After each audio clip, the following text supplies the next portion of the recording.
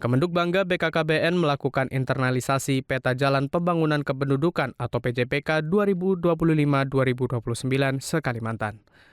Internalisasi ini sebagai langkah penerapan Grand Design Pembangunan Kependudukan atau GDPK dan PJPK dalam mewujudkan visi Indonesia Emas 2045.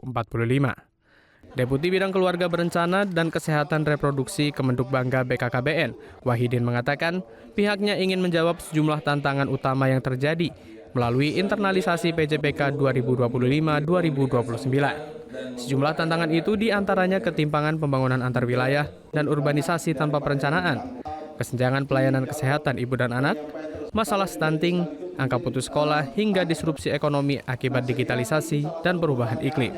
Kami bersepakat, berkomitmen untuk kemudian menyusun peta jalan pembangunan kependudukan.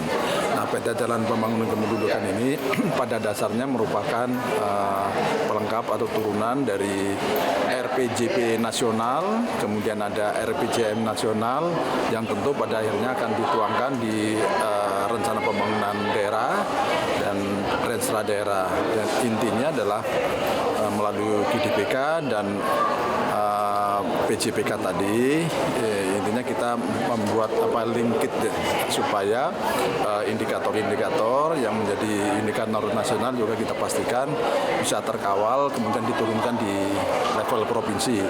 Walaupun juga di provinsi masih diberikan ruang untuk menyusun indikator-indikator yang sifatnya lokal.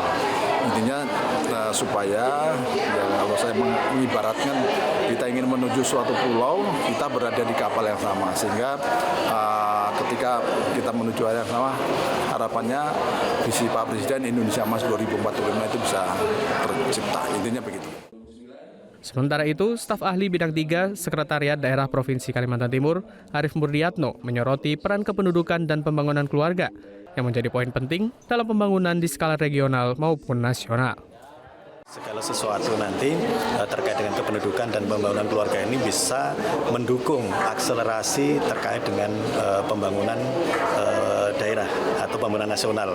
Karena kita tahu bahwa ini kita juga salah satu sinergi kolaborasi antara Kementerian Dalam Negeri dan juga BKKBN, Kementerian Kependudukan, yang ini merupakan kolaborasi yang kita harapkan sinergis nanti dalam pembangunan daerah dan juga dengan bagaimana kita memperbaiki atau mendukung, membangun terkait dengan kependudukan dan pembangunan keluarga. Jadi seperti itu. Arif Murdiatno pun berharap seluruh daerah mampu mengintegrasikan PJPK ke dalam rencana pembangunan jangka menengah daerah masing-masing. Dengan demikian, upaya mewujudkan visi Indonesia Emas di tahun 2045 dapat benar-benar tercapai.